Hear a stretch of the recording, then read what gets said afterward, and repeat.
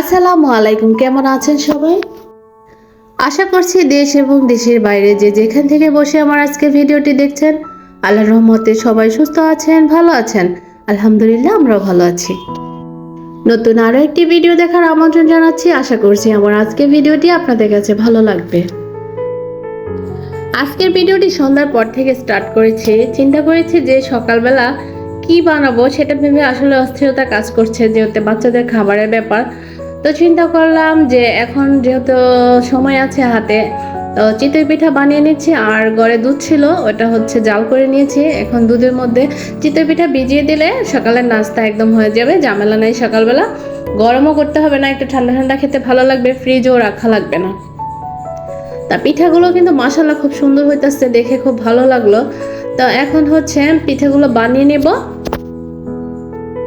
আর সবচেয়ে মজার ব্যাপার হচ্ছে আজকের পিঠাটা আমি কেওড়া মেল আছে না, কেওড়া মেল দিয়ে হচ্ছে একটু কালার এনে তারপরে দুধে ভিজাবো। এতে করে দেখতে খুব কালারফুল লাগবে আর খেতে না ভীষণ একটা, মানে কি বলবো, একটা কি এমন একটা ফ্লেভার আছে, খুবই মজা লাগে খেতে। যাতে বাচ্চাদের খাওয়ার ব্যাপার, একটু মানে স্বাদ না হলে কিন্তু ওরা খাবে না। তা আজকে কেন জানি পিঠাগুলো উঠতে একটু সমস্যা করতেছে, মানে একদম লেগে লেগে যাচ্ছে। তো যাই হোক, এখানে হচ্ছে ক্যারামেল বানানোর জন্য মানে আমি অল্প করে চিনি দিয়ে দিয়েছি। যেহেতু আমি দুধের মধ্যে পর্যাপ্ত চিনি দিয়েছি, যতটুকু মিষ্টির প্রয়োজন। এটাকে এখন অনবরত নাড়তে হবে যাতে পুড়ে না যায়, তিতা না লাগে।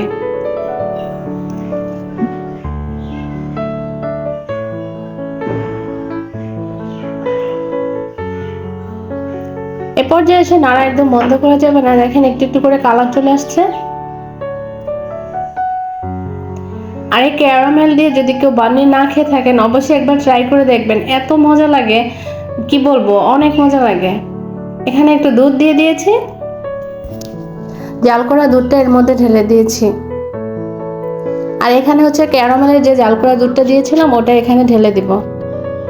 এখন খুব সুন্দর একটা কালার চলে আসছে, মনে হচ্ছে যেন আমি গুড় ইউজ করেছি এখানে, আসলে কিন্তু না। আর খেতেও কিন্তু ভীষণ মজা। আর এখানে আমি চিতই পিঠাগুলো দিয়ে এটা ঢাকনা দিয়ে সারা রাতের জন্য রেখে দেব। আর দেখেন সকালবেলা কালারটা জাস্ট ওয়াও ছিল, এত মজা হয়েছে। দেখতে যতটা সুন্দর, খেতেও কিন্তু মাশাআল্লাহ আলহামদুলিল্লাহ খুবই মজা হয়েছে। বাচ্চারা খুবই মজা করে খেয়েছে।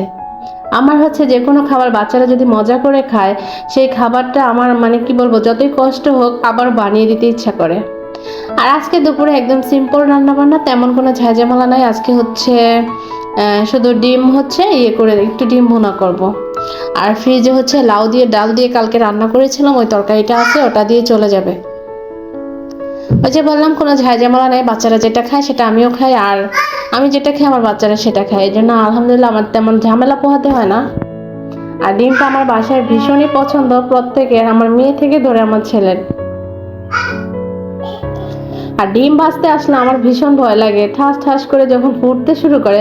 একবার হচ্ছে ডিম ফুটে আমার গালে লাগছিল, এখনো গালের চিহ্ন আছে, একদম ঠোসা পড়ে গিয়ে কালো একটা স্পট পড়ে গেছে, এখন ওই দাগটা আছে। সেই ভয়ে ডিম ভাজতে আসলে আমি হচ্ছে 2 হাত দূরে থাকি, আর হচ্ছে ঢাকনা দিয়ে ঢেকে তারপরে ডিম ভাজি করি। এখানে হচ্ছে পেঁয়াজ বাটা, কাঁচামরিচ দিয়েছিলাম 3-4টে, বাস গুঁড়া মরিচ ইউজ করব না। এখানে আদা রসুন তারপরে হচ্ছে জিরা পেস্ট ছিল একসাথে, ওটা দিয়ে দিয়েছি। তো দেখেন এগুলা মানে ডিমটা ভুনা করতে করতে কিছু কথা বলি। অনেক আগে একটা ভিডিওতে আমি দেখাইছিলাম, আমি দুধ আনতে গিয়েছিলাম আর ওই বাড়িটা আমি একটু ভিডিও করেছিলাম। ওই বাড়িতে প্রচুর পরিমাণ হাঁস মুরগি তারপরে গরু অনেক পালা হয় আর কি। ওইখান থেকে এলাকার মানুষ মানে দুধ নিয়ে খায়, তারপরে হচ্ছে ওনারা রোজ নিয়ে বাসায় বাসায় দুধ নিয়ে দিয়ে আসে ওইখান থেকে। তো কিছুদিন আগে বলতে এই হাতে গোনা 1 সপ্তাহ হবে, ওইখান থেকে 3টা গরু রাতের বেলা চড়ে নিয়ে গেছে।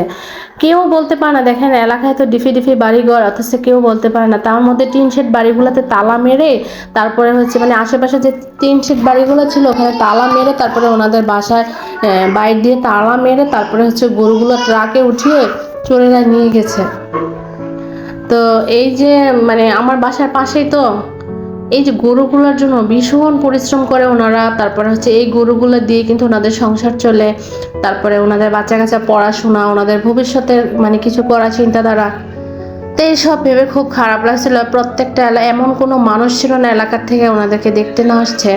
তো ওনারাই আজকে চলে যাবে দেখে খুব খারাপ লাগছে। এই যে ছাগলগুলো দেখছেন, এই ছাগলগুলো ওনারাই পালে, এখানে আর কেউ গরু ছাগল পালে না। না হইলে মনে হয় 100 ছাগল। তো যাই হোক, এই ছাগলগুলো নিয়ে অনেক বাচ্চারা খেলাধুলা করে। তো আজকে হচ্ছে ওনারা চলে যাচ্ছে। দেখেন পুরা বাড়িটা কেমন হয়ে গেছে, একদম টিন টিন খুলে তারপরে ট্রাকে উঠিয়ে নিচ্ছে। তা আমার মেয়ে হচ্ছে ছাগলদের সাথে শেষ সাক্ষাৎ, ওদেরকে খুব আদর করে দিচ্ছে। ও এমনিও পশু পাখি দেখলে খুব আদর করে, বাচ্চা মানুষ, আমি জানি না ও কি বোঝে। তো ওনারা চলে যাচ্ছে সেটা ভেবে আসলে ভীষণ খারাপ লাগছে। এলাকার এমন কোনো মানুষ নেই যারা ওনাদেরকে দেখতে না আসছে।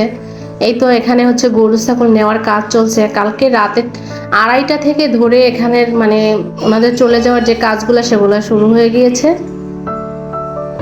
আর এখানে যে গরুগুলো দেখছেন, এই গরুগুলা মানে অর্ধেক গরু নিয়ে গিয়ে